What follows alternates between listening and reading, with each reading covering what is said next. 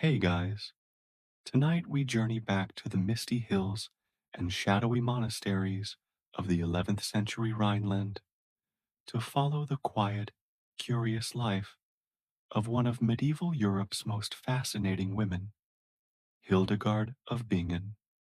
You'll find yourself wandering cobbled paths, flanked by tall herbs, listening to Gregorian chants echoing off cold stone walls, and maybe wondering what it feels like to hear the voice of God whispering medical recipes into your dreams.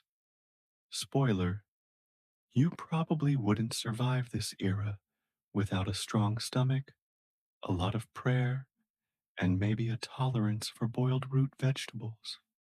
So, before you get comfortable, take a moment to like the video and subscribe, but only if you genuinely enjoy what I do here. And feel free to comment your location and what time you re-listening. I love seeing how far this sleepy little history club reaches. Now, dim the lights. Maybe turn on a fan for that soft background hum. And let's ease into tonight's journey together. You trudge across a damp, mossy field just outside the town of Bermersheim. The sky overhead a pewter blur. It's 1098, and you're about to meet a newborn girl who won't cry very loudly. She's the 10th child in a noble family, which already means she's not going to inherit much of anything. Her parents may be a little superstitious and definitely practical, dedicate her to the church almost immediately, not for scandal, not for punishment, just because that's what you do with your spares in the high Middle Ages. They name her Hildegard, and from the beginning, she's a bit different. You notice she gets these strange spells where she stares off into space. Later, she'll describe them as the living light. But right now, she just looks like she's trying to remember something important, something that hasn't happened yet. Historians still argue whether these early visions were divine prophecy or early signs of neurological phenomena, migraines, epilepsy, perhaps even a rare form of synesthesia. But at the time, no one's diagnosing anything. She's a child who says the stars speak to her, and that's either holy or dangerous, depending on your theology. By the age of 8, Hildegard is sent to live with Jutta of Sponheim, a noblewoman turned recluse. You enter their new home, a small stone cell attached to a Benedictine monastery at Diesebodenberg. It's dim and smells like damp limestone and wax. You feel the air change. It's close, a bit too still. Yutta's already walled in, a kind of living burial for the sake of spiritual purity. She's known for her severe fasting, her long hours in prayer, and for wearing a chain around her waist as a reminder not to get too comfortable in her own body. You sit beside young Hildegard as she begins her education, not just in Latin prayers and scripture, but in music, natural observation, and the careful art of paying attention to everything that grows. You watch her draw a calendula flower in the margins of a psalter, her tiny fingers smudged with ink and pollen. This, she seems to understand, is how knowledge survives, slowly, quietly, one leaf at a time. Jutta becomes both spiritual mother and academic guide, and though Hildegard doesn't yet speak of her visions to many, you notice how she flinches sometimes when the church bells ring too loudly, or how she'll suddenly grasp your arm and say things like, "The stars sang last night."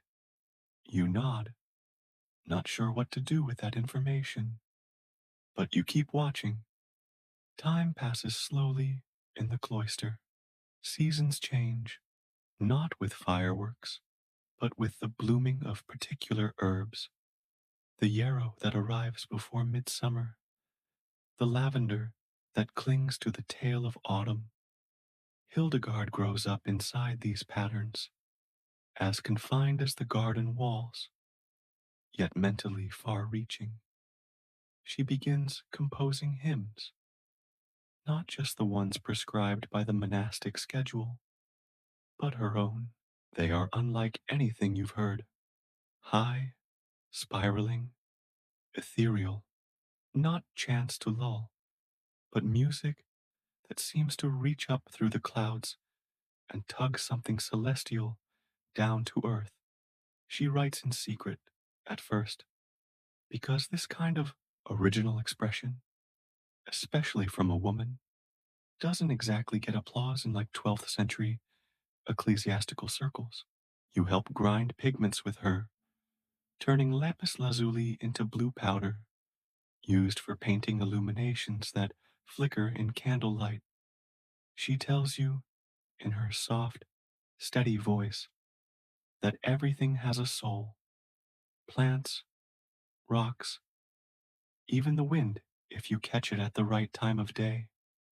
You believe her. Even now, no one's entirely sure how Hildegard learned so much, or from whom. Most girls of her rank would barely be literate.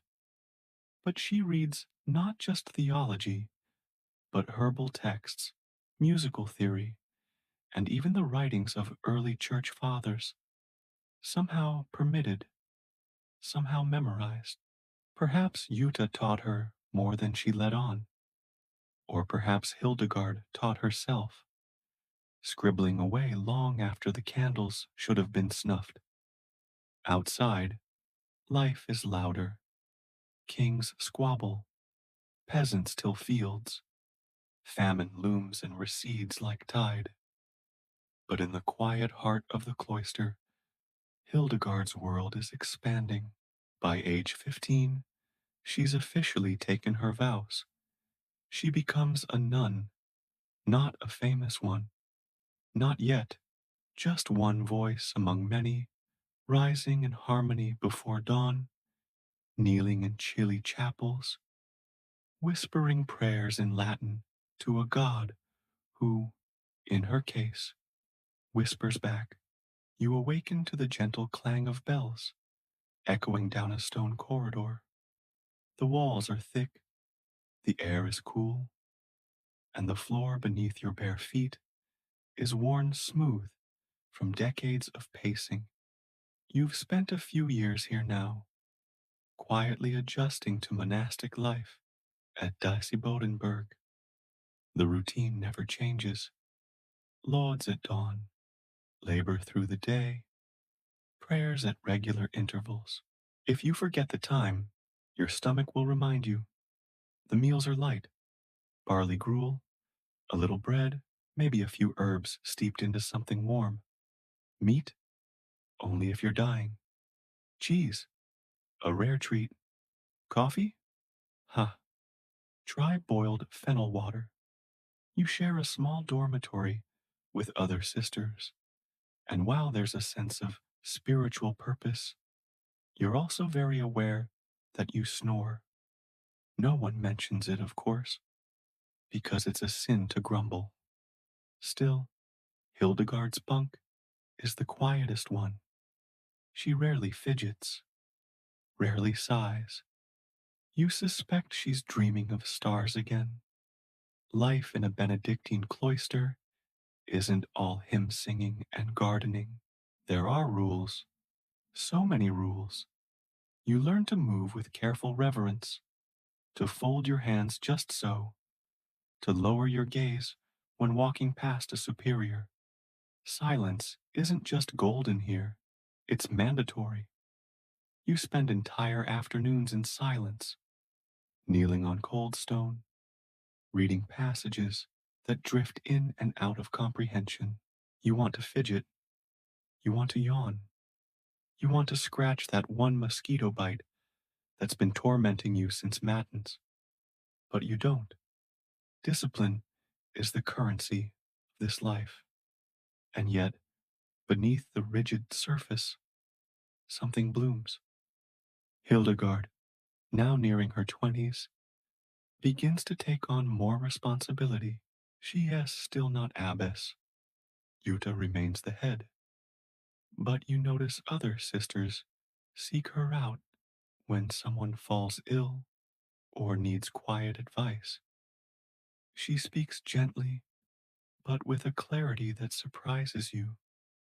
It's the kind of voice that makes you want to sit up straighter, even when she's just explaining how to steep chamomile for a stomach ache. The rules say you shouldn't be prideful, but you're a little proud of her anyway.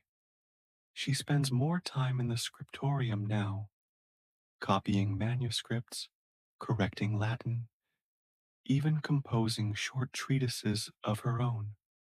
You glance over her shoulder one morning and catch a glimpse of something strange, a diagram of concentric circles, stars, and what looks like a fiery wheel. You ask what it is. She just smiles and says, "Something I saw." Then she returns to her ink. Historians still debate the extent of her autonomy at this stage. Some argue she was already preparing to lead, subtly building authority through her intellect and compassion. Others believe she remained in Jutta's shadow, stifled by tradition and hierarchy. Either way, you can feel the quiet tension building. Something is stirring beneath the stone and silence. Then, one evening, after Vespers, Jutta takes Hildegard aside. You pretend not to watch, but you're a terrible liar. The two women speak for a long time. Hildegard listens, nods, then lowers her head in prayer. Later, you find her alone in the garden, fingers trailing along the stem of a valerian plant. "She asked me to take more responsibility," she finally says. "To prepare." Prepare for what? You wonder. But she doesn't elaborate. When Jutta dies in 1136, the sisters grieve deeply. You help wrap her body in linen and chant psalms through the night. She is buried with solemnity and reverence, and Hildegard is quietly elected as magistra, the spiritual head of the community. Not abbess yet, not officially, but you see the shift. People begin to defer to her, to lean in when she speaks. Her words carry weight, like well-placed stones in the stream of monastic life. She doesn't change the rules. She simply lives them more deeply, and yet, under her guidance, things feel different, softer, perhaps, more alive. The garden begins to expand. New herbs appear: marigold, horehound, borage. Hildegard explains each one with gentle precision, offering not just names, but stories. You learn that rue is good for melancholy, that sage, though bitter, brings clarity, that mint will keep you alert through long prayers, and you begin to notice something else. She starts to write more boldly now. She doesn't just copy texts, she interprets them, questions them, expands on them. She sketches visions in margins. She adds commentaries that walk a fine line between brilliance and potential heresy. But no one dares call it that. Not yet, because Hildegard has that look, the one you only see in people who are completely convinced of what they know. She is never boastful, but she speaks with the assurance of someone who's already lived this moment in a dream and is now simply re-walking its path. Late one evening, as you sit by the window, She joins you with a cup of something that smells like elderflower and crushed lemon balm. It's for sleep, she says, handing it over. Then she adds, almost as an afterthought, do you ever hear music that isn't there? You hesitate, then nod. Whether it's a shared vision or a shared delusion doesn't matter. In this moment, the cloister breathes around you like a living, listening thing, and the walls, for once, feel a little less silent. You step through the cloister gate before sunrise, dew still clinging to the grass, and you see Hildegard hunched over a wooden desk, furiously writing with ink-stained fingers. She's not copying scripture today. You peek over her shoulder and see not words of St. Augustine, but spirals, stars, and human figures surrounded by flame-colored auras. It came again last night, she murmurs. The voice, the light, it never sleeps. This is the part where most people might think she's losing it, but you don't, because you've seen the way she speaks, the way her garden thrives under her care, the way people lean in when she describes what she calls the living light. You're beginning to believe that whatever she's hearing, it might actually have something to say. Her visions aren't just pretty lights and celestial whispers. They're vivid, often unsettling, full of strange geometry and metaphors, flaming mountains, spinning wheels, towers of tongues, even what she later describes as a cosmic egg. Yes, really, historians still argue whether these images are purely spiritual, symbolic, or neurological. Was she channeling the divine, or just a woman with terrifyingly vivid migraines and a gift for metaphor? Either way, she's not keeping them to herself anymore. She begins to record these visions in a massive text she'll call Scivias, short for Scivias Domini, know the ways of the Lord. It's more than just prophecy, it's a structured theology, woven through with natural philosophy, medical theory, and some frankly baffling diagrams. You help mix the pigments, deep blue from crushed azurite, glowing red from cinnabar. The pages gleam, even by candlelight, but it's risky business. A woman claiming divine visions, writing them down, and instructing others on theological matters. That's walking the edge of a very steep theological cliff, especially when she insists the voice told her she must share them, not someday, now. Still, she hesitates. For years, in fact, her health begins to waver, and whether from spiritual burden or stress, she becomes bedridden for long stretches.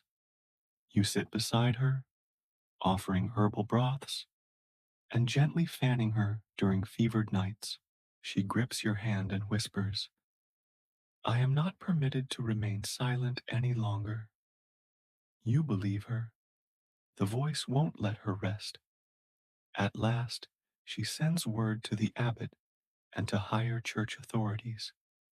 They respond with concern and a healthy dose of suspicion.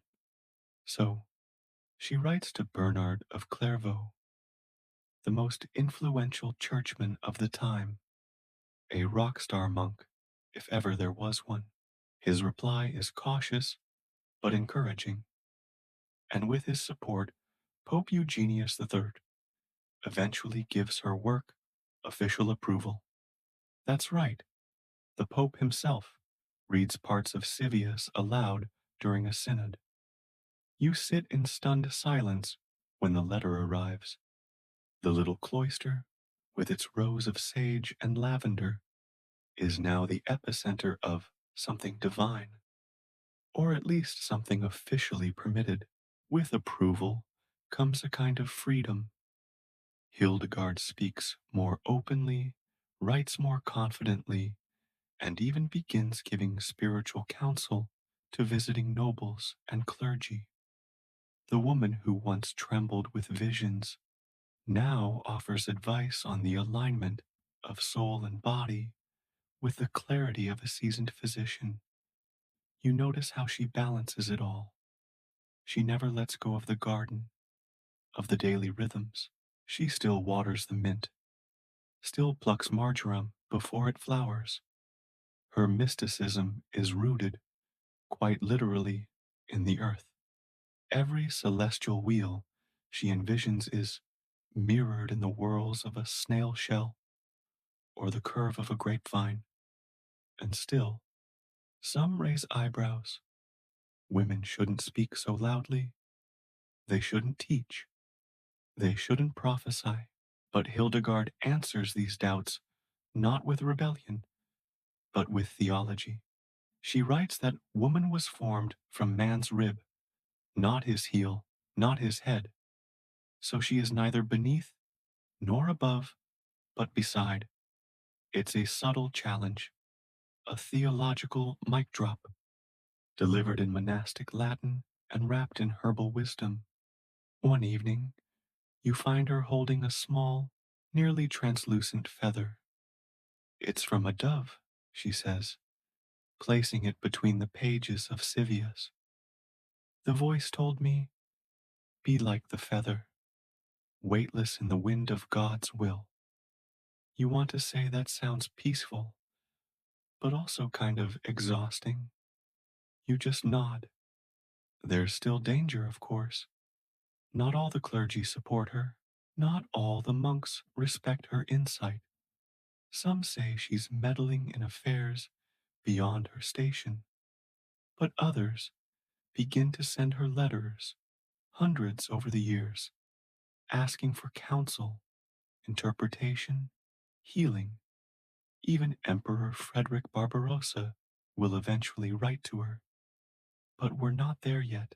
For now, you watch her rise from her cot each morning, slow but steady, and return to her writing table, her garden, her sisters.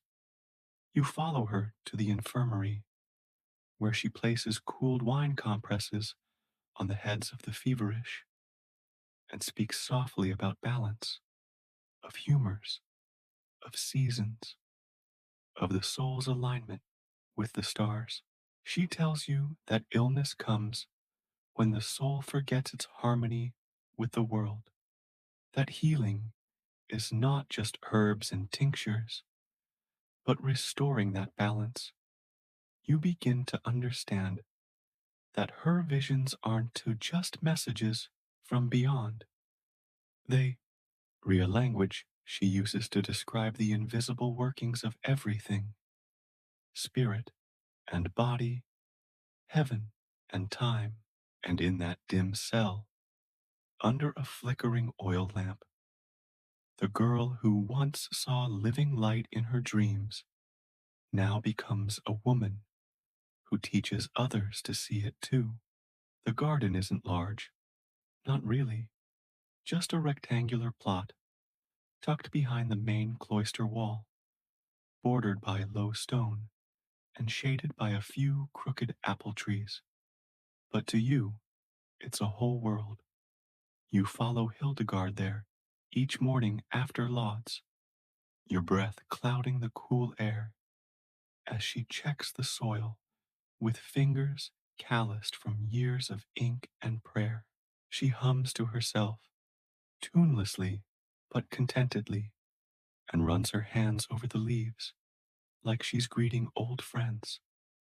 This is where her mind rests, among the creeping thyme and broad sage leaves, the delicate fronds of rue, and the golden faces of calendula. She doesn't garden for beauty, not really. She gardens for balance, for healing, for divine order made manifest in root and bud. Every plant, she says one day, while pruning hyssop, has its own inner warmth, its own greening power. Greening power, viriditas, becomes her favorite word. She uses it to describe not just plants, but people, even souls. It's that force that pushes sap through stems, that makes a fever break, that lifts a tired spirit. Historians still puzzle over whether viriditas is purely metaphor or part of a larger cosmology she crafted, something between science and spirituality. You don't bother with definitions. You just know the basil smells stronger when she talks to it. The sisters begin relying more and more on her herbal knowledge.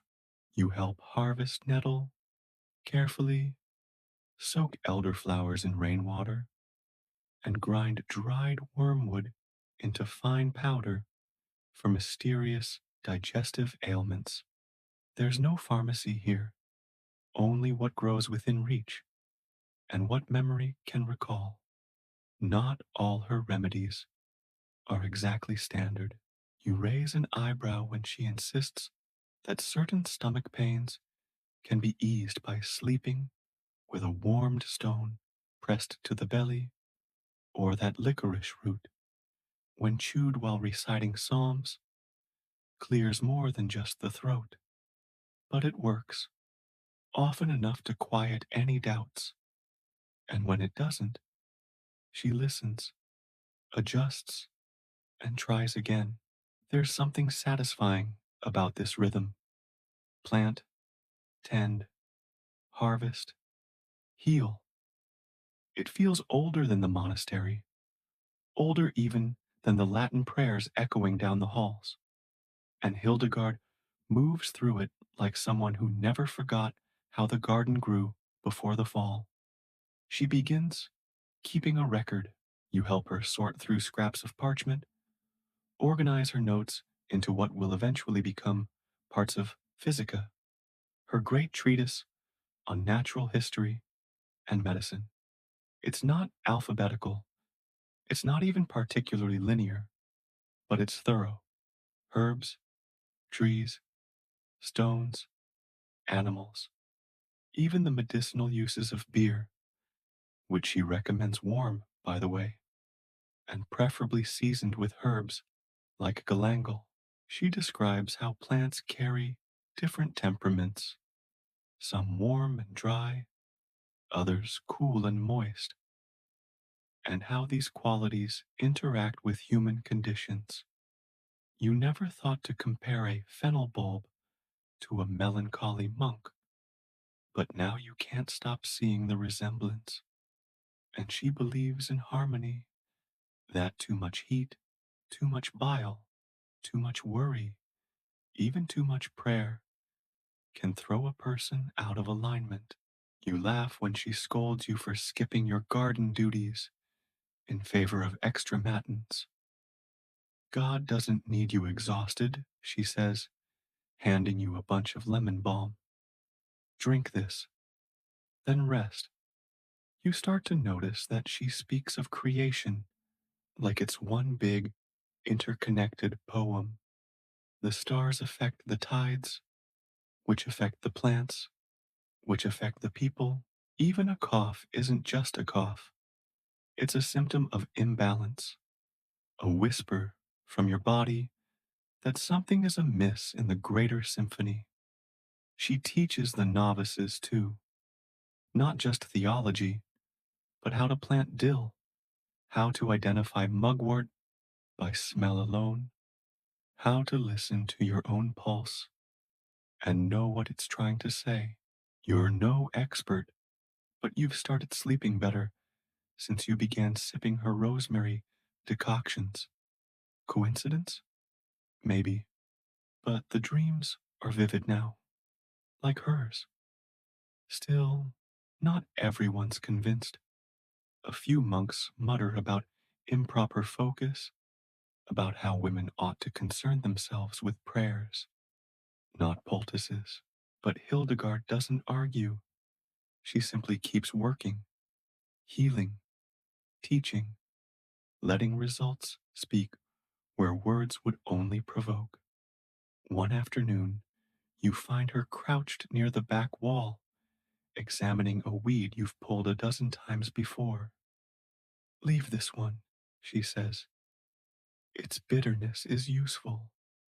You raise an eyebrow, but obey. Later, she'll use it to treat a toothache in a visiting abbot. The man weeps with relief, and in moments like that, you understand what she's really cultivating. Not just herbs, not even just health. She's nurturing belief in the garden's wisdom, in the body's ability to heal, in the soul's need for both light and soil. And you start to notice when the marigolds bloom a little early. You hum her melodies while tending basil. You speak to the time when no one's looking.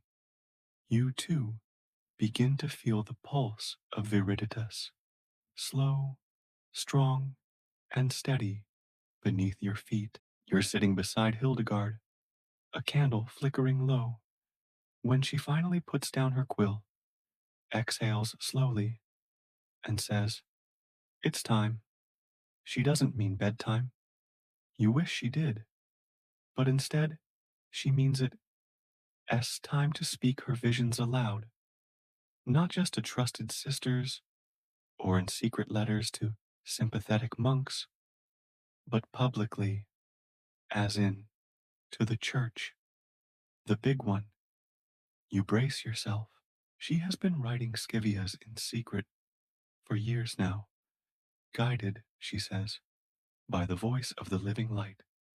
But something has shifted in her, more urgency, more resolve. The time for quiet illumination is over. It's time for light to be seen, heard, even if it blinds. You follow her to the abbot's quarters, where she makes her formal declaration. Her voice trembles slightly, but doesn't falter. She tells him she's received visions, not dreams, not poetic inspirations, but direct communications from the divine. The abbot stiffens. The monks glance at one another. You imagine they're calculating whether this ends with sainthood or scandal. Historians still argue whether Hildegard's move was calculated or compelled. Was she seizing opportunity or surrendering to something larger than herself? Did she understand the risks fully, or was her conviction just that strong? You can't tell. She doesn't seem interested in strategy, just obedience to a voice only she can hear. She begins to share excerpts from Civius with select clergy. The responses are cautious, intrigued, but cautious. After all, this is a woman writing theology, speaking as a prophet, and prophets are, let's say, tricky business for the medieval church. They can sanctify or unravel entire orders of power. But Hildegard's words are hard to ignore. They're vivid, yes, and sometimes unsettling, but they're also deeply rooted in orthodoxy, cloaked in scripture, laced with humility. You watch as her writings reach Bernard of Clairvaux. You might call him a theological influencer. He could make or break reputations with a single comment. He replies, eventually, cautiously supportive, noting the beauty of her visions and the soundness of her faith. It's enough, just enough. The Pope's attention follows. Soon after, at a synod in Trier, parts of Civius are read aloud. The bishops listen, really listen, and against all odds, the work is approved. The woman who was once afraid to speak her visions now has papal permission to shout them from the monastery rooftop. Metaphorically, of course, she's still a Benedictine. You notice a shift in her demeanor, not pride. She doesn't puff herself up, but there's a serenity now, a quiet fire behind her eyes. She begins preaching more openly, not in cathedrals, not yet, but through letters, teachings, dialogues. People begin to come to her, not just the sick, but the confused, the powerful, the spiritually starved. She's no longer just a healer with a garden. She's a visionary. You see her surrounded by scribes, dictating not just more visions, but guidance on everything from leadership to marriage to whether God minds if you eat too many onions. Short answer, moderation is key. And still, she gardens. She steps away from manuscripts to check on her lovage. She pauses in heated theological discussions to harvest rose hips. Her visions may come from the heavens, but her feet remain firmly planted in monastery soil. This tension between divine and dirt is where she lives now. One morning, she hands you a new page from Civius. It's one of the more famous ones. A figure, radiant, surrounded by concentric circles of fire and stars. A voice is inscribed beneath it, saying, I am the living light. You blink. It's beautiful. It's also unsettling. Do you understand it? She asks gently. You shake your head. Good, she says. Neither do I. Not fully, but it's true. You sit together in silence for a while, the kind that feels like a warm shawl on a winter evening. You begin to realize that understanding, for Hildegard, isn't always the goal. Sometimes it's enough to witness, to record, to share. Mystery isn't a problem, it's part of the medicine. And there's something else you're beginning to notice. Hildegard isn't just telling people what God says, she's showing them how to listen through nature, through music, through dreams that smell like rosemary and flicker like candlelight. You remember when she was just the quiet girl sketching marigolds in the Psalter margins. Now, she's the voice people seek when their own visions grow dim. You duck into the scriptorium to escape the rain, though ducking in a monastery just means walking slower and wetter. Inside, the air smells of old parchment, damp wool, and ink, and you hear the familiar scratching of quills. Hildegard is at her desk, dictating at a speed that would terrify most scribes. One of them is trying valiantly to keep up, his fingers smudged with soot and his eyes wide with fatigue. Another just mutters, She's quoting Job again. Heaven help us. You grin. This is the new normal. Civius is nearly complete, but the pace hasn't slowed. Hildegard is in a kind of holy overdrive. Visions keep coming, and she's not about to waste divine dictation. She speaks in measured tones, pausing only to sip a strange smelling infusion from her ever present clay cup. You're pretty sure there's wormwood in it, possibly also crushed mint, or thyme, or both. Maybe she's fueling herself with her own viriditas. You help organize the pages, some decorated with golden suns, others with what looks suspiciously like wheels within wheels. The scribes grumble quietly, not out of disrespect, but because Hildegard's work is a lot. It's not just theological rambling, it's full-on cosmic blueprint. Angels, elemental winds, symbolic organs, prophetic warnings. It reads like revelation collided with a medical textbook in the middle of a dream. And yet, people want more. You overhear monks debating the images, arguing whether the pillars of flame are metaphorical or literal.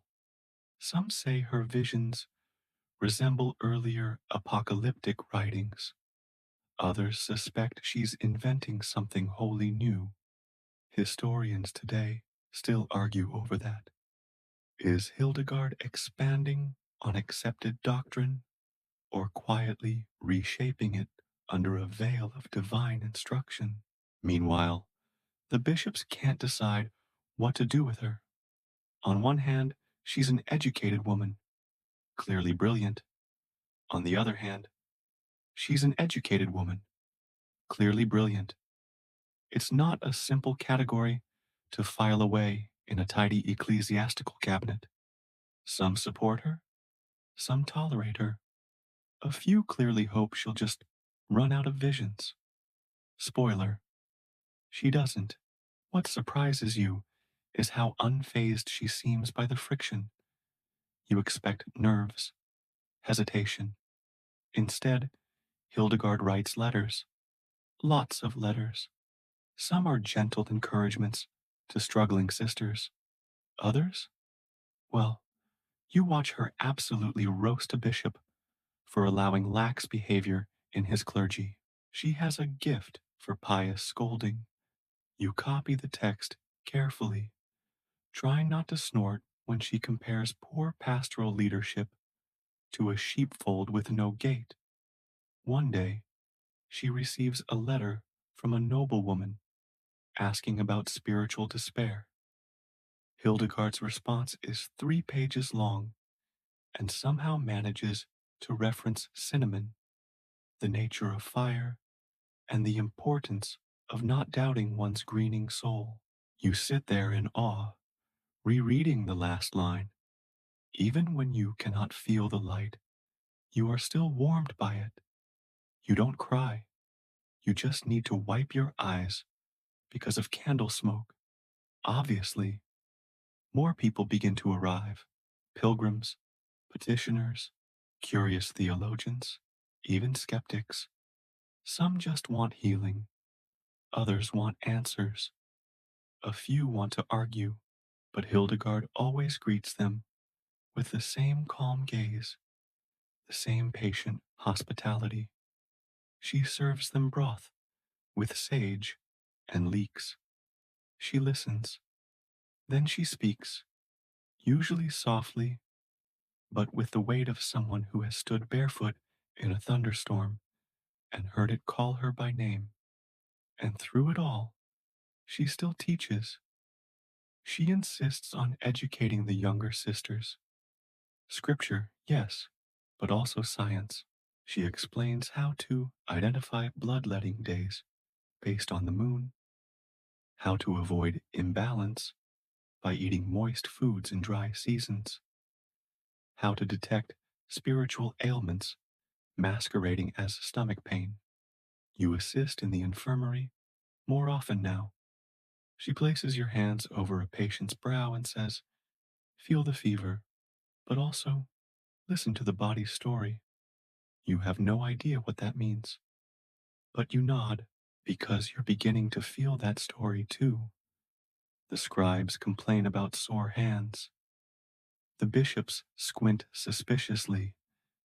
The pilgrims whisper of miracles. And Hildegard? She just keeps writing. Late one evening, you find her alone in the chapel, her fingers resting on the stone altar, her eyes closed.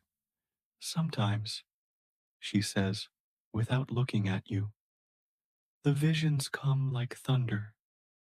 Sometimes they come like dew." You sit beside her, not saying anything, because really, what is there to say? She's not a saint yet, not officially.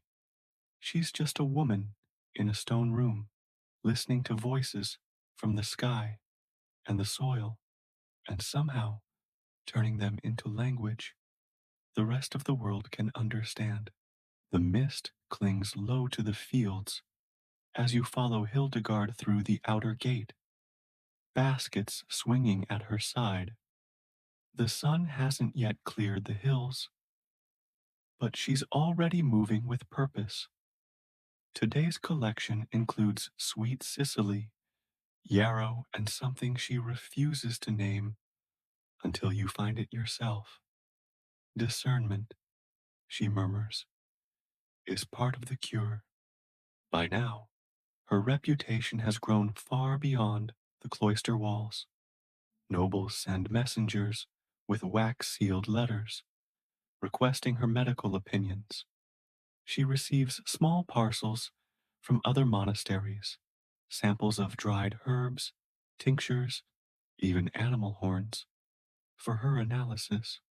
Once, a knight brought a bucket of what he insisted was enchanted well water. She handed it back and said, "It's just iron rich. Drink it if you're pale."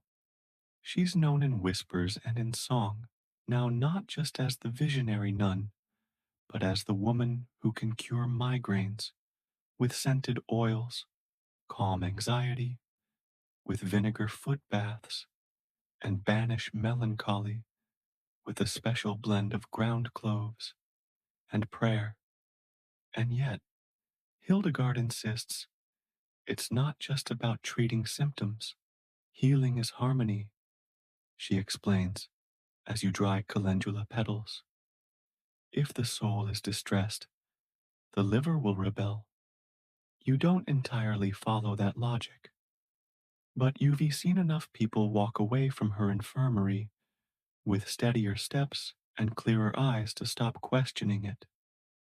You help her compile more texts, slowly building what will become her Causai et Curae, a sprawling medical encyclopedia that blends observed symptoms with cosmological patterns, natural substances, and spiritual insights. It's one part physician's manual, one part metaphysical exploration.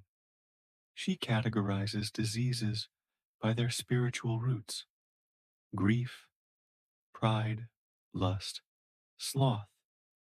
The remedies might involve herbs, yes, but also song, fasting, and the timely application of hope. She treats everyone, from peasants to princes, with the same quiet gravity. You watch her listen to a trembling mother whose child won't stop coughing. Hildegard places her hands over the mother's, says nothing for a full minute, then prescribes a mix of warmed butter and betony. The child recovers within days. Not all her cures are easy to explain. Some involve curious rituals. Once, she tells you to bury a piece of linen soaked in vinegar and mint near the threshold of a house where a man has been seeing demons. It's not the demons, she says calmly. It's bad air and guilt. You carry out the task, trying not to inhale too deeply. One time, she tries to cure a monk's excessive pride by recommending he spend 3 days in silence, drinking only a broth made of leeks, barley, and crushed dandelion roots. Too much wind in the chest, she explains. The monk doesn't argue, mostly because his mouth is full of bitter soup. Historians today still debate whether Hildegard's medical theories were truly effective or merely imaginative.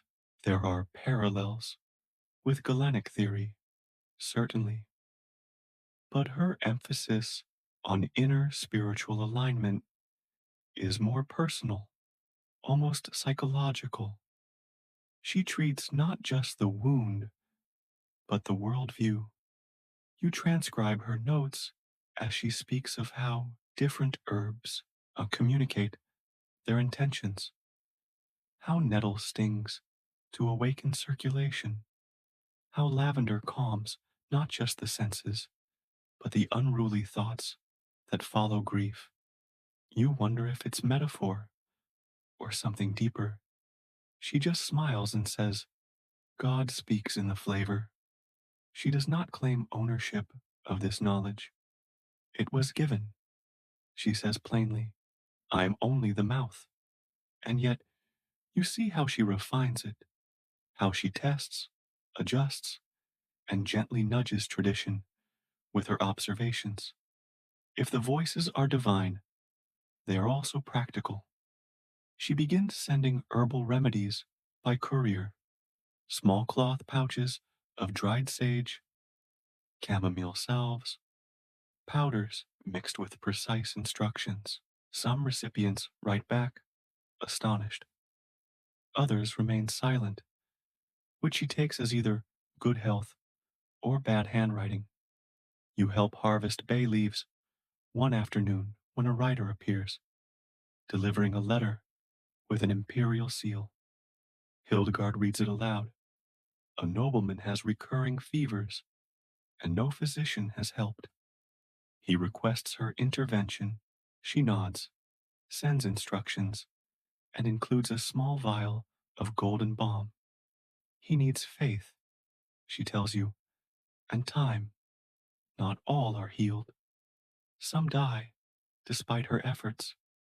You bury a young novitiate who lingered with a lung illness. Hildegard weeps quietly after the prayers, then returns to her study. Even the most fragrant herb can't stop every winter, she murmurs, placing a single sprig of rosemary in the novice's empty cell. She never claims to be infallible. She never boasts of miracles. She simply works, with hands that smell of lemon balm and pages that rustle like wings. She continues her daily rituals, tending, observing, healing, and in this quiet, persistent care, the Holy Roman Empire begins to whisper a new name for her.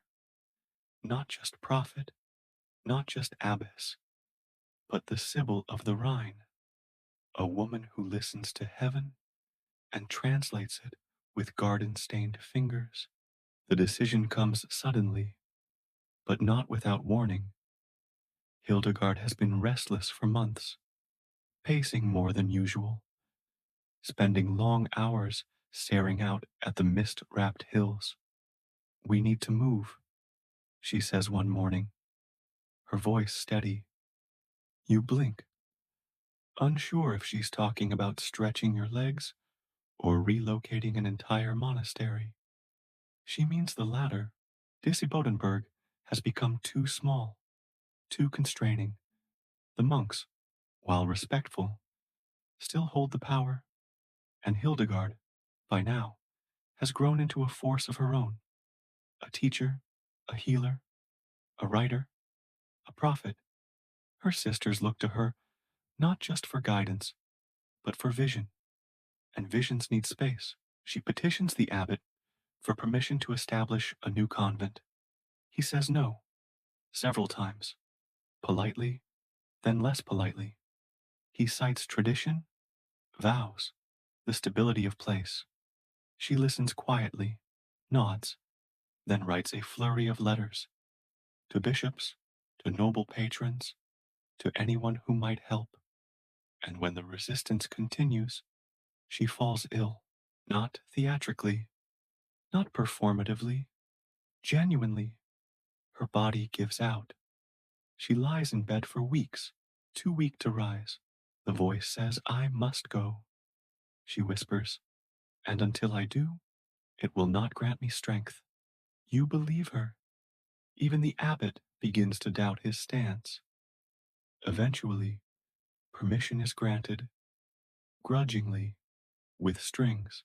But Hildegard is already planning. You help pack what can be moved: manuscripts, instruments, dried herbs, sacred objects, gardening tools, and you begin the slow climb to the Rupertsberg, a wooded slope overlooking the Rhine River near Bingen. The new site is less a monastery and more a blank canvas. There are ruins, wild growth, a few stone foundations. Hildegard walks the perimeter slowly, thoughtfully. It's perfect, she says, kneeling to touch the soil. The earth here listens. You spend weeks clearing brush, hauling stones, assembling makeshift shelters. It's back-breaking work.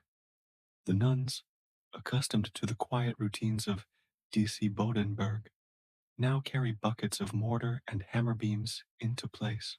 You pull nettles out of your sleeves nightly. But there's laughter too. Freedom has its own scent, and it smells like pine sap and ambition.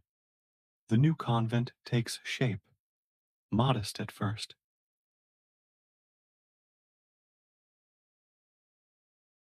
A chapel, a dormitory, a new herb garden. The land itself seems to respond. Crops grow quickly. The air feels different. The sisters settle in, and Hildegard, now formally abbess, begins anew. No longer under the oversight of monks, she governs her community with firm kindness. She sets rules, not harsh, but purposeful.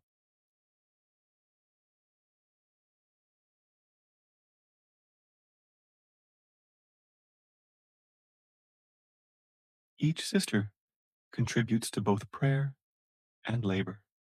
No one escapes garden duty, including herself. She continues her writing, her correspondence, and her healing, now in a space shaped entirely by her vision. And oh, the visitors. Word spreads fast. People arrive, not just for counsel, but for the chance to see the place Hildegard built from a stubborn soil and spiritual certainty. Nobles kneel beside peasants in the tiny chapel. Bishops dine on lentil stew at rough-hewn tables. And Hildegard, in her ever-stained habit, presides with quiet grace. She begins a correspondence with the Holy Roman Emperor himself. You once catch her reviewing a letter from Frederick Barbarossa with a smirk. He thinks he governs an empire, she says. I govern 27 sisters and 3 goats. I wonder who has the harder job. You notice how the convent begins to reflect her theology. The music, her own compositions, filters through the halls in the early evening, voices rising like incense. The garden is designed in curves and circles, a mirror of the heavenly spheres she often describes. Even the infirmary, simple as it is, feels like a sanctuary. One day, a traveling merchant delivers a package, an astrolabe, finely crafted, a gift from a scholar who read Scivias and found God in its diagrams. Hildegard doesn't display it in the chapel. She hangs it in the herb shed. Understanding the stars, she says, helps us better understand the soil. You chuckle, then notice she's serious.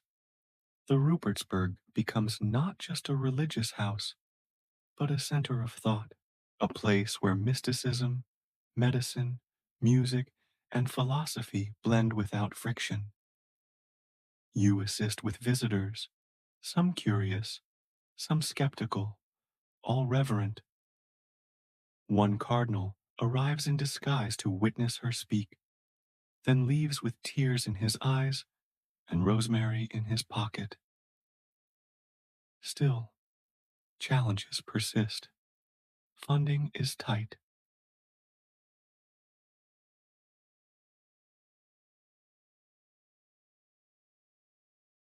Political tensions rise. There's talk of conflict in nearby territories. But Hildegard remains unmoved. As long as the mint grows, she says one morning, we are safe enough. And so you continue, planting, writing,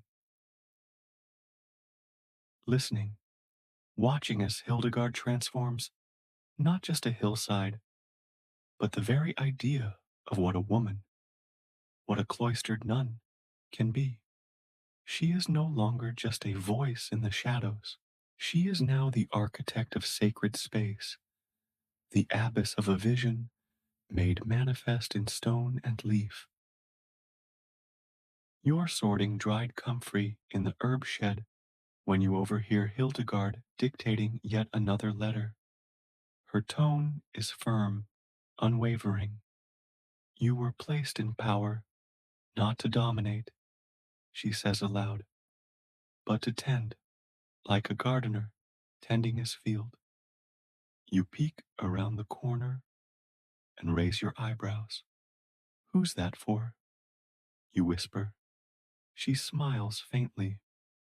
An archbishop with a backbone made of soup. It's becoming a pattern. Letters go out like autumn leaves, fluttering across the Holy Roman Empire.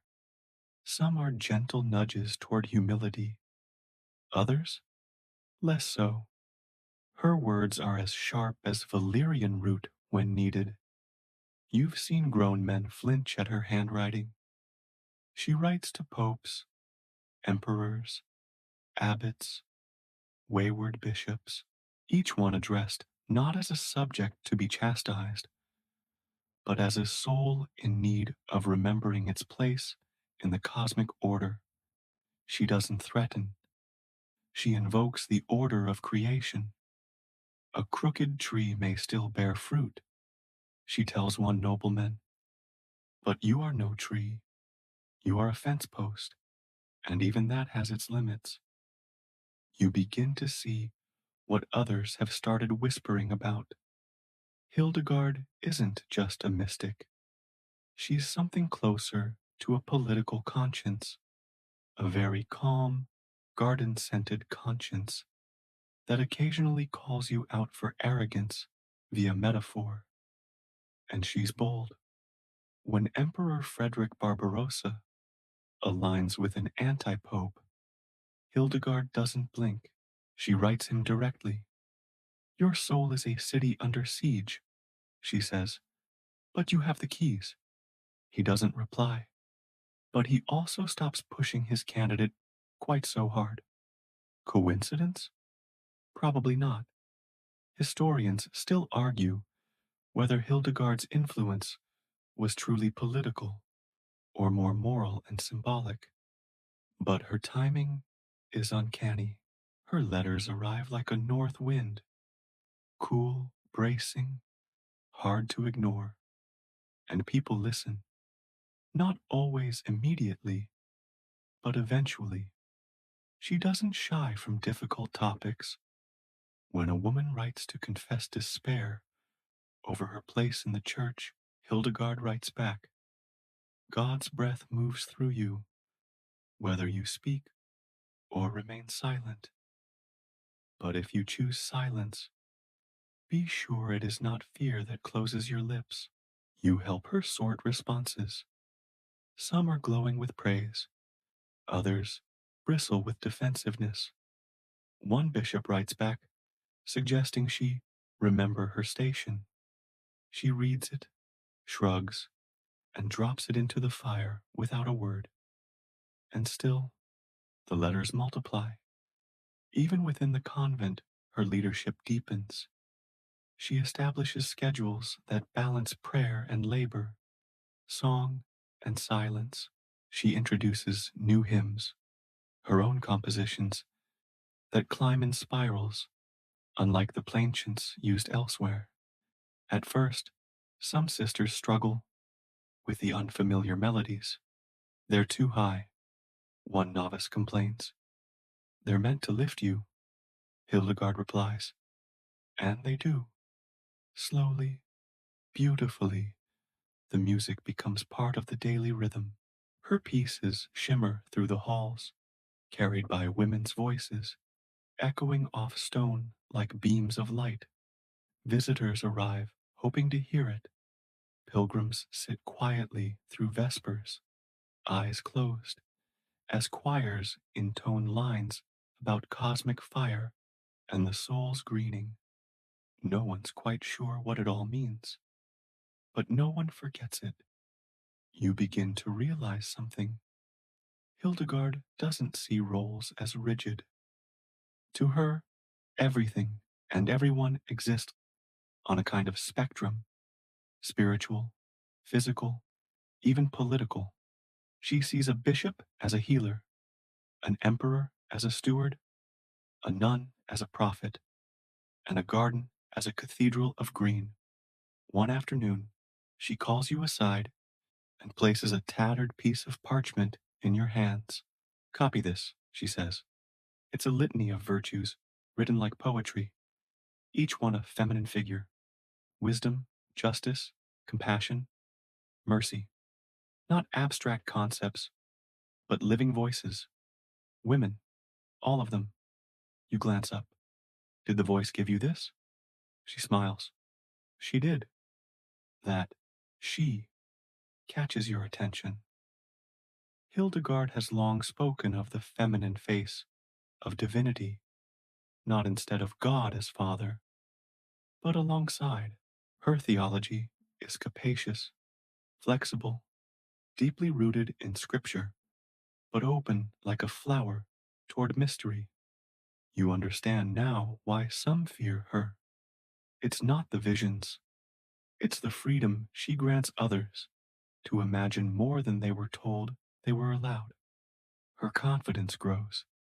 She begins organizing public preaching tours, unheard of for a woman in her position.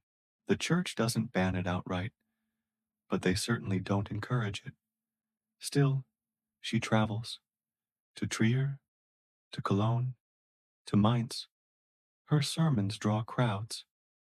Her words, delivered with the same calm she uses to prune marjoram, cut through pride like a sickle through overgrown grass. You watch her preach once, standing on a wooden platform, her veil lifting slightly in the breeze. She speaks of the soul's hunger, of justice as medicine, of creation singing in all things. People weep, a knight faints, a chicken nearby lays an egg.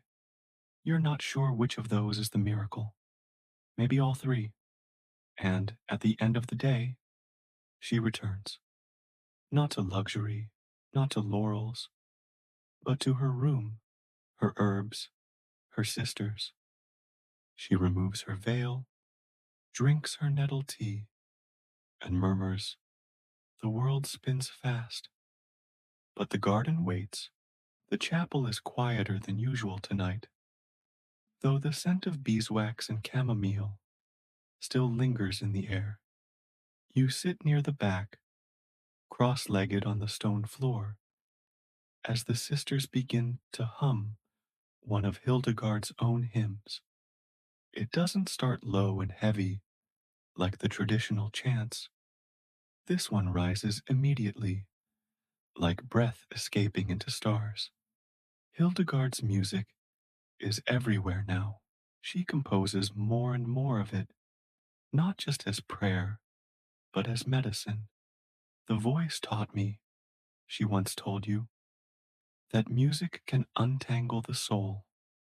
You weren't as sure what she meant until you heard a group of her novices sing Ovis Eternitatis one dusky evening.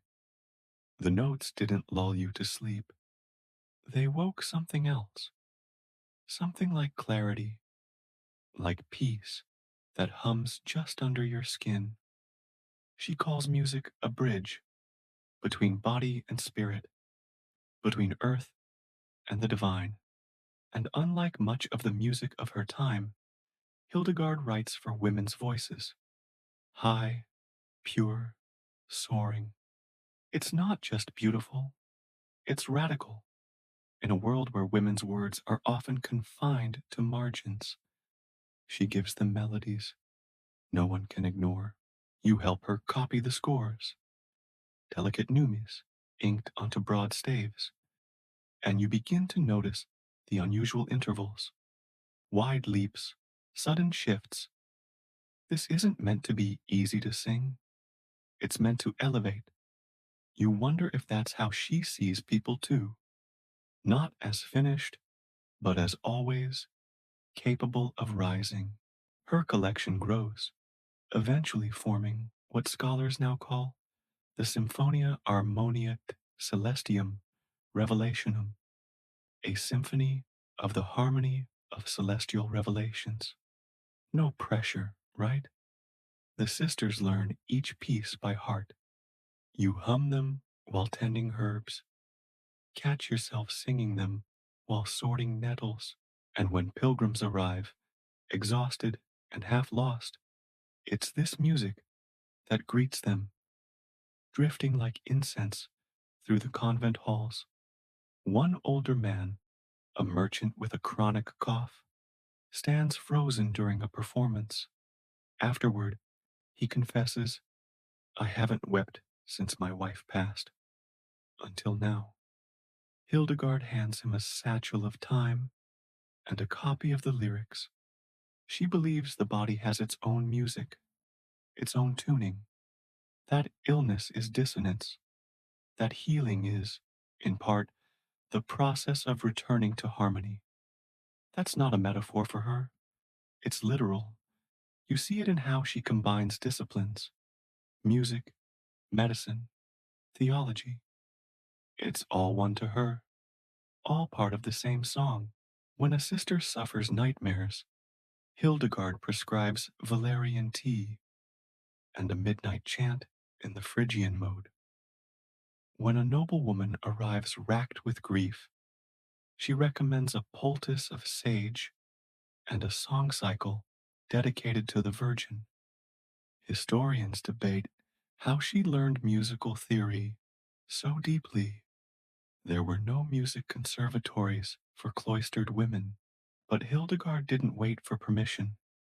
She listened, she read, she remembered, and then she created something no one else had ever attempted: a comprehensive spiritual musical system as complex and deliberate as her theology. And she performs. Not in public arenas, of course. She's still a nun. But in the abbey, she leads the sisters in practice, corrects pitch gently, refines pronunciation.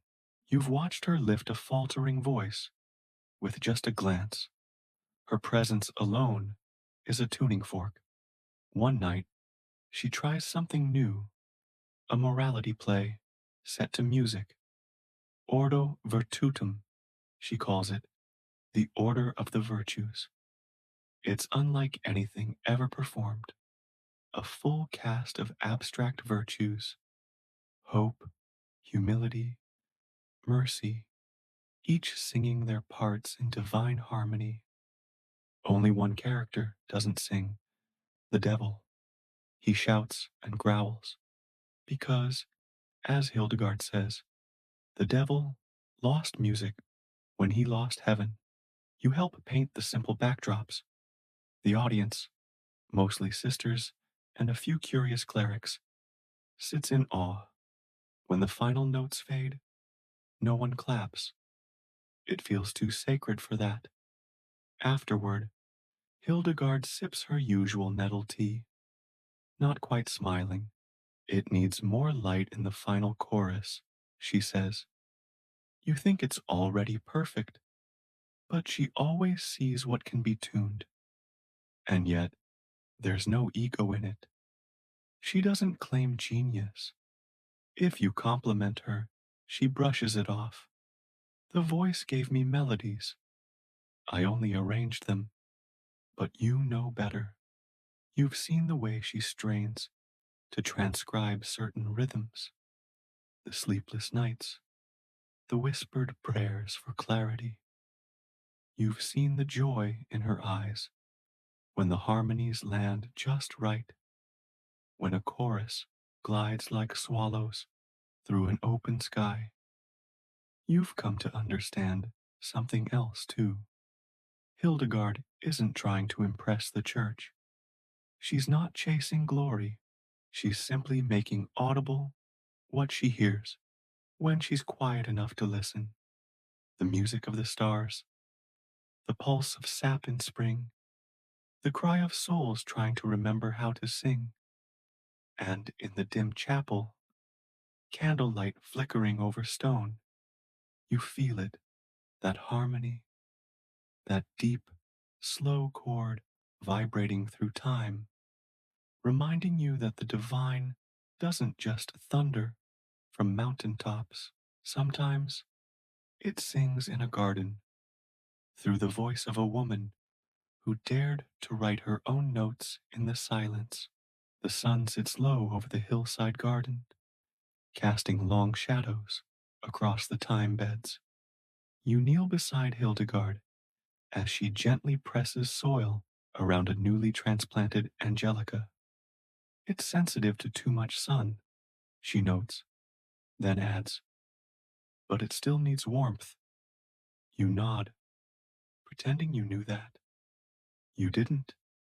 This garden, her sanctuary, her classroom, her apothecary, has become a living library. Every plant, from the delicate violets to the stubborn burdock, is both ingredient and symbol. She teaches the sisters not just names and uses, but how to listen to each herb. Some speak in fragrance, she says, others only when boiled. You've begun to see it too, the subtle language of stems and leaves, how lemon balm wilts before rain, how nettle thrives near iron-rich soil. You watch the way Hildegard moves among the rows, not as a master, but as a companion. She teaches in the way of parables. When a sister complains about thistles taking over her plot, Hildegard smiles and says, even a thorn teaches resilience. You write that down. It sounds like something future scholars will quote in italics. In her writings, especially in Physica, Hildegard catalogs these plants with careful detail. She describes not only what they do, but what they are, their temperament, their divine resonance, their moral alignment. Yes, moral alignment. She insists some herbs incline toward melancholy, others toward joy. Rue is sober, mint is cheerful. Wormwood? Well, wormwood is dramatic. She also includes minerals and animals in her catalog. You help her sketch a hedgehog one day as she dictates, the hedgehog is warm and dry, and it keeps evil at bay by curling. You're not sure if that's scientific, but it feels true somehow. Her concept of viriditas, that greening power again, expands beyond the plant world. She sees it in people, in music, even in stones. A healthy soul has viriditas, she tells you. A sick one has forgotten how to sprout. You try to imagine your soul with tiny green shoots. It helps, actually. She's careful with her remedies. A poultice for one person might be too hot for another. No herb works alone, she says. It must dance with the patient's nature. You've started to notice this too, how some respond better to mugwort, others to lavender, even if their symptoms are identical. Healing, in Hildegard's world, is personal and never rushed. One sister, plagued with sleeplessness, is given a mix of Valerian and slow-sung hymns in the Lydian mode. Another, anxious and jumpy, receives a tonic of oats, boiled apple, and a long walk at dusk. Hildegard treats their souls as much as their bodies, and she watches, always watches. She encourages the sisters to journal their own reactions to herbs. Every person is a new constellation, she says. What worked under winter stars may not work in summer. This idea that medicine shifts with season, mood, even sin is strange to modern ears. But in the slow rhythm of the convent, it feels as natural as rainfall. You find her one evening distilling rose water using a small copper still. For heartache, she says simply. You wonder who it's for. She doesn't say. Sometimes she uses what she calls sacred combinations, galangal and spelt for digestion, yarrow and wine for fevers, fennel and joy for everything else. You ask her once how she decides. She replies, they tell me. You believe her. She writes down cures for common ailments, cramps, coughs, melancholy, but also for spiritual afflictions. When a soul is dry, steep it in song. When bitterness clings, bathe with hyssop. Her prescriptions often sound more like poetry than medicine, but they work. You've seen it. Historians still debate whether Hildegard's remedies were practical or purely symbolic. Some argue she simply echoed the humoral theories of her time. Others believe she developed an early form of holistic medicine, body, mind, spirit, and season all woven together. The truth probably lies, as always, somewhere in the compost heap between. You sit with her near the rosemary bush one afternoon as bees hum lazily overhead. She closes her eyes and says, the earth sings if you're willing to listen. You don't hear anything at first. Then, slowly, the wind stirs the sage. A bird calls from the wall. Your heartbeat slows to the rhythm of her breath. You're not sure if that's music, but it feels like harmony. You're kneeling beside a long bench in the infirmary, stirring a thick paste made of honey, ground sage, and something she cryptically called clarified resin. Hildegard glances over your shoulder and nods. Good, she says. That will help the sister with the swollen knee. Apply it warm, not hot. Swelling listens better to warmth. You don't argue. At this point, you've seen too many strange but effective treatments to question the recipes. Welcome to the curious world of Hildegardian medicine, where theology meets pharmacology, where no healing is complete without both herbs and harmony, and where pearls, yes, actual pearls, sometimes show up in treatment plans. Today, you're reviewing one of her more eccentric lists: powdered emerald for trembling hearts, warmed beer compresses for headaches, fennel for, well, almost everything. Fennel is the chamomile of her worldview. It cures what ails you and smells decent doing it. She believes in the power of creation's building blocks. Stones, for instance, aren't just dead matter to her. They pulse with divine properties. She writes that sapphires calm the mind, rubies stir courage, and topaz, when soaked in wine, can help with inner shadows. You don't know if it works, but it certainly elevates a glass of Riesling. Then there's the music, still part of every prescription. If someone complains of a heavy heart, she might prescribe mint tea and a chant in the Mixolydian mode. One poor novice struggling with fear of the dark was assigned parsley seeds, gentle hymns, and daily walks beneath the stars. Hildegard doesn't just treat what's visible, she treats the spiritual weather.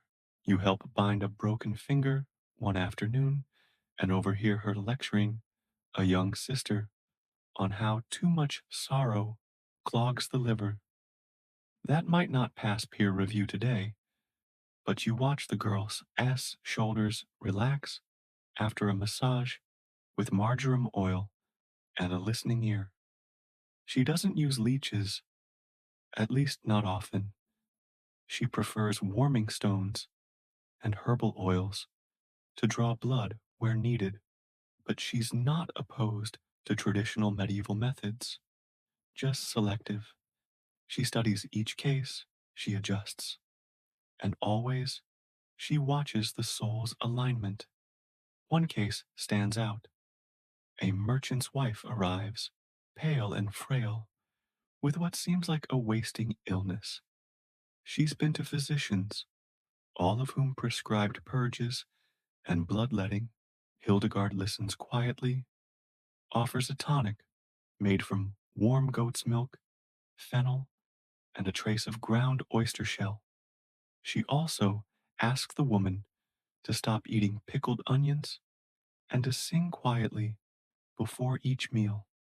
Within weeks, the woman is walking, laughing, even dancing a little during Vespers. Historians are baffled by cases like these. Was it placebo, herbal efficacy, the power of attention, or something more? Hildegard would say, yes. You spend long evenings transcribing her medical texts. Causae et curae isn't organized the way modern doctors might prefer. It wanders, it weaves, but it covers everything from sore throats to demonic afflictions, sometimes both in the same paragraph. One night, you read a passage aloud. When the blood forgets its song, the limbs become sluggish, and the heart grows quiet. You look at her, eyebrows raised. That's medicine? It is truth, she replies, as if the two are synonyms. She even recommends certain foods as spiritual medicine. Spelt is her sacred grain, digestible, energizing, soul soothing. She calls it the best of grains. She warns against overindulging in fruit in spring, praises cooked apple as the noblest snack, and insists roasted chestnuts bring mental clarity. You test that one. Jury's still out. Then come the truly odd ones. Powdered deer antler for joint pain, boiled quince with licorice root to ward off inner unrest, a poultice made of old bread, vinegar, and ground acorns for skin complaints. You help prepare each with increasing skepticism and decreasing surprise. She draws no hard line between body and spirit. For her, a sin can sour the stomach, a grudge can cause back pain. Healing, therefore, must address the whole. Her writings contain prayers alongside recipes, moral exhortations next to recipes for salves. It's all one system, one harmony. Some critics whisper that she's dabbling in superstition, but most, especially those who've been treated, just nod gratefully and drink the tea. One afternoon, she brings you a small leather pouch. Inside are rosemary leaves, a smooth river stone, and a strip of parchment with a chant written in tiny script. This is for grief, she says, even unspoken kinds. You don't ask how she knows. You just hold it quietly in both hands. Because in a world where sickness often means isolation or judgment, Hildegard offers something gentler, a vision of wholeness, where the Creator's love seeps not just into the soul, but into roots, resins, and slow boiled syrups.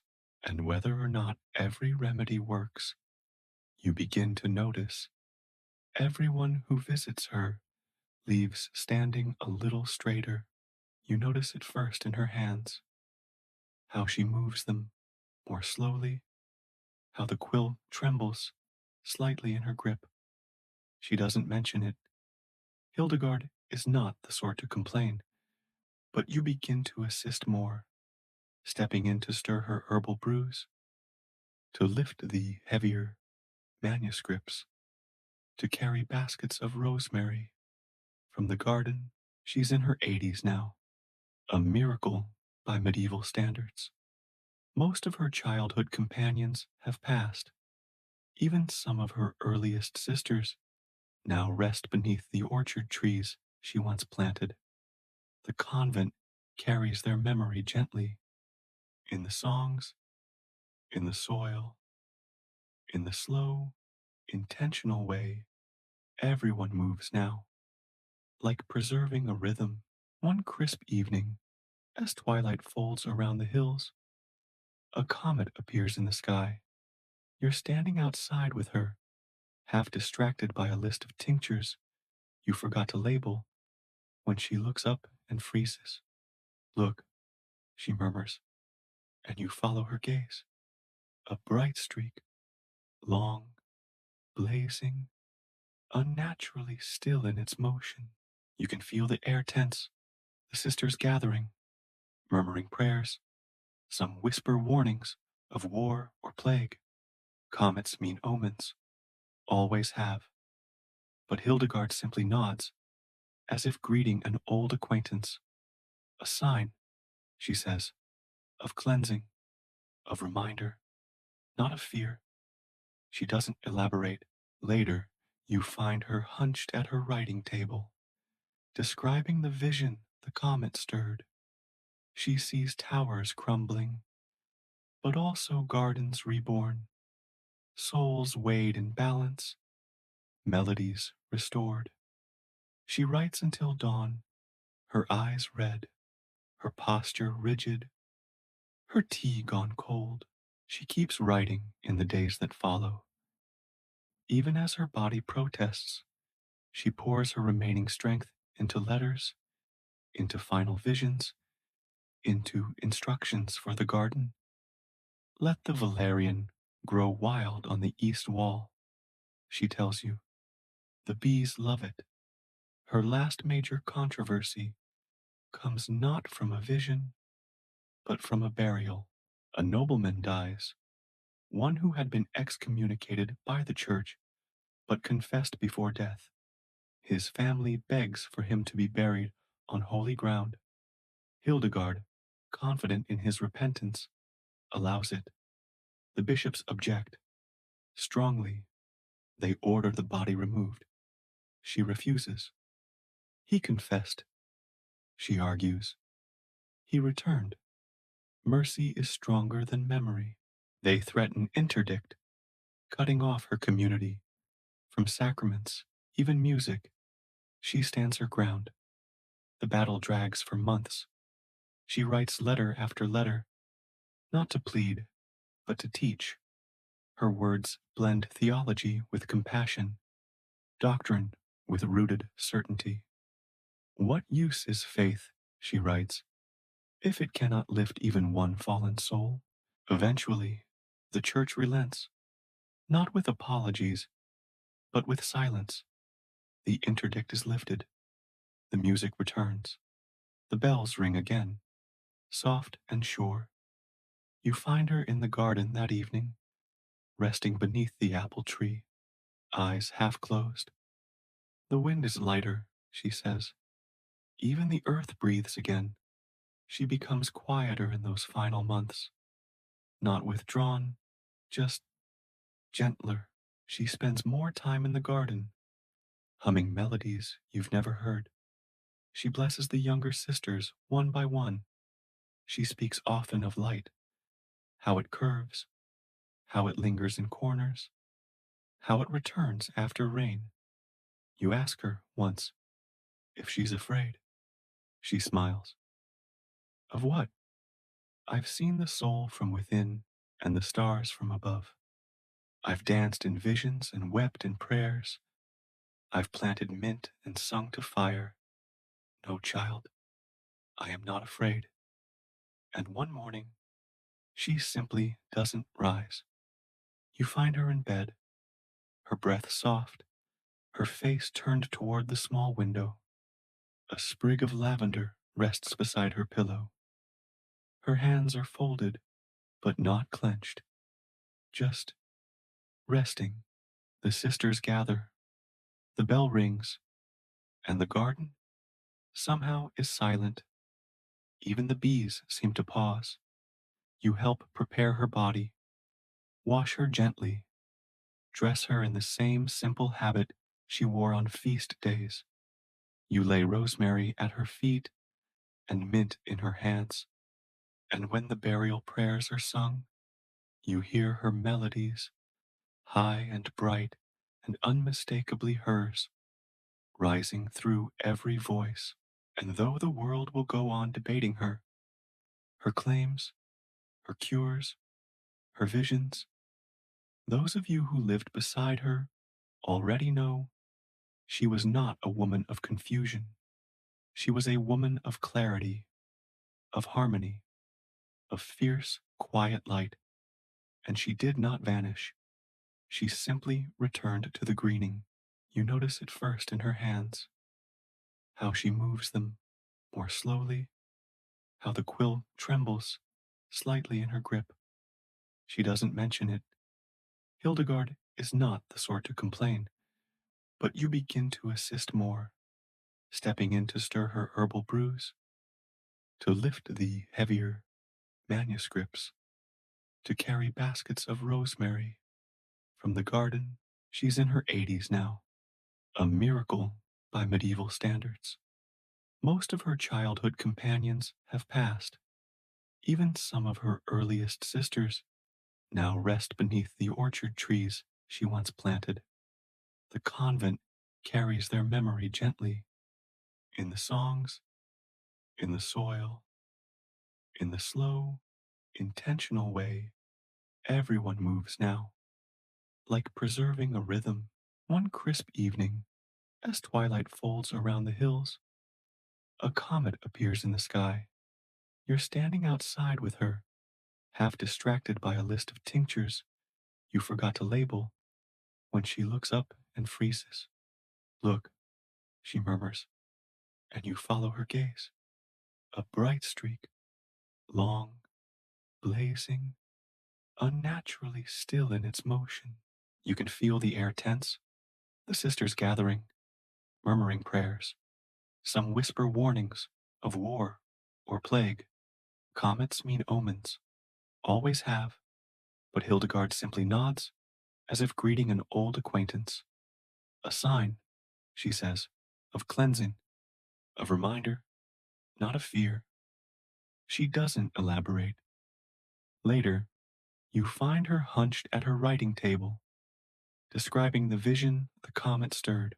She sees towers crumbling, but also gardens reborn, souls weighed in balance, melodies restored.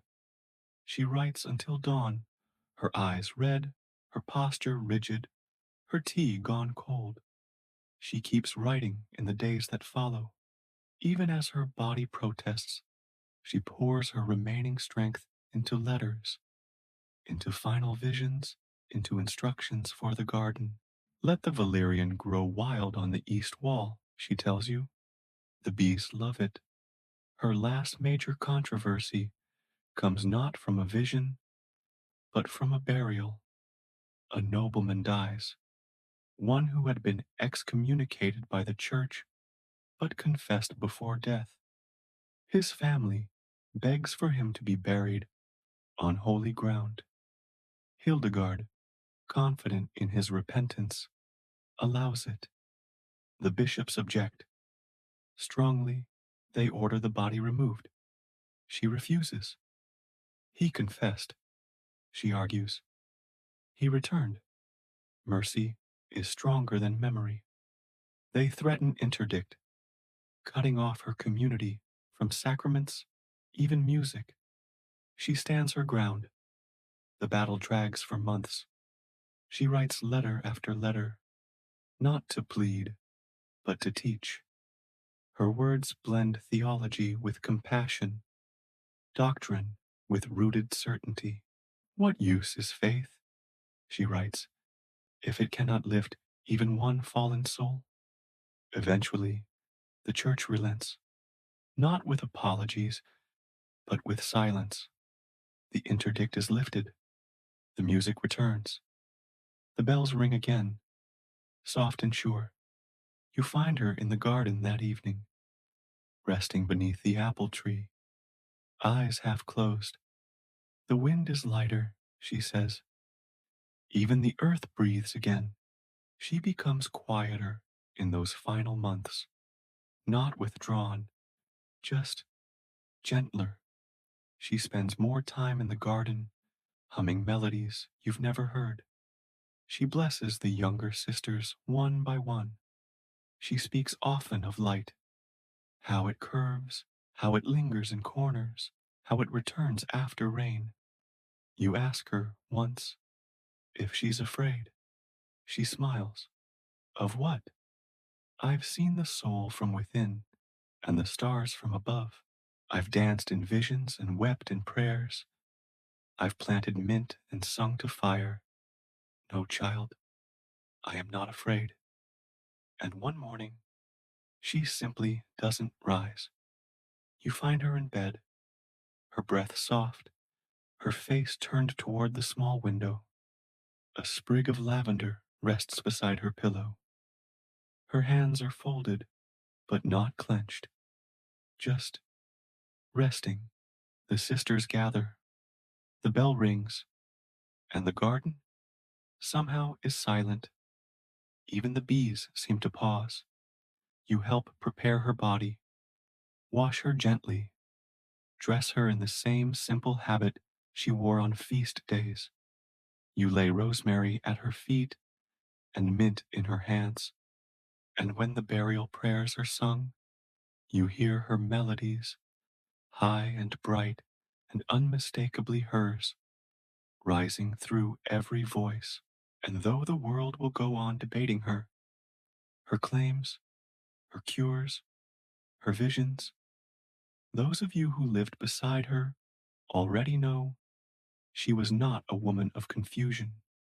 She was a woman of clarity, of harmony, of fierce, quiet light, and she did not vanish. She simply returned to the greening. You return to the garden one last time. The sun leans softly over the hill, not blinding, just warm, like a hand resting gently on your back. The herbs have grown wild in her absence, but it doesn't feel chaotic. It feels abundant. The valerian she told you to let roam now sways in slow rhythm with the breeze. Bees bob from blossom to blossom, unconcerned with legacies or manuscripts. You kneel in the soil where she once planted feverfew, fingers brushing against the silvered leaves. It's not just a garden anymore. It's memory, living, rooted, fragrant memory. The convent has changed subtly. Her absence is a weight and a warmth. The sisters still sing her songs, still brew her teas, still consult her books. When someone coughs or weeps, you catch them quoting her without realizing it. Let the body rest in its greening. Bitterness is a warning, not a curse. Sing until the shadows forget their names. Even the local villagers speak of her in quiet reverence. The woman who saw stars inside her skull, the one who cured a boy's fever with wild rose and prayer, the one who scolded an emperor with the same voice she used to soothe a frightened novice. Her writings continue to travel, copies of Scivias, Physica, and her letters reach far corners of the continent. Scholars transcribe, translate, analyze. Monks debate her diagrams. Physicians quietly test her recipes. Musicians try, sometimes in vain, to replicate her shimmering chants. And still, she is not easy to define. Mystic, prophet, herbalist, composer, theologian, political advisor. feminine voice of the divine, the Sibyl of the Rhine. History tries to box her in, but Hildegard always grew outward, like her plants. You sometimes sit by her old writing desk, now draped in linen surrounded by small tokens, a vial of rose oil, a page from Liber Divinorum Operum, a cracked pestle, a piece of red wax from one of her letters. It's quiet there. You imagine her returning to the desk, picking up a quill, beginning another vision. But she doesn't need to write anymore. She already told the world what it needed to know. Historians still argue over her. How much of what she wrote was dictated by divine voice? How much was her own intellect? How her theology aligns or diverges from orthodoxy? They ask if she was a feminist before feminism, a scientist before science. They ask the wrong questions because Hildegard never asked to be right. She asked to be faithful, to listen, to respond, and in that she was unwavering. You carry on as she would want. You tend the garden. You hum her music as you boil sage. You pause when someone is ill, not just to apply a remedy, but to listen, to discern, to find the song beneath the symptoms. And when evening falls, you walk the same paths she walked, beneath the same stars. You glance upward and wonder if another comet might appear, blazing a reminder across the sky. But mostly, you watch the ground, because the green, always the green, is where she begins again. Wind down, 300 words. The garden quiets. The sun sinks low behind the cloister walls, casting long shadows that stretch like fingers through the mint beds and along the edges of the rosemary bush. The air is cooler now, gentle on your skin, carrying the faintest scent of lavender and old paper. You walk slowly, your footsteps muffled by moss and soft earth, passing the places you know so well. The stone bench where she wrote letters, the rain barrel that collected echoes in the night, the patch of hyssop that always bloomed early, as if in defiance of the calendar. Everything breathes slower now. The bells no longer ring for her, but they still mark the hours she once filled. Vespers hum through the cloister, her melodies still rising in voices soft with memory.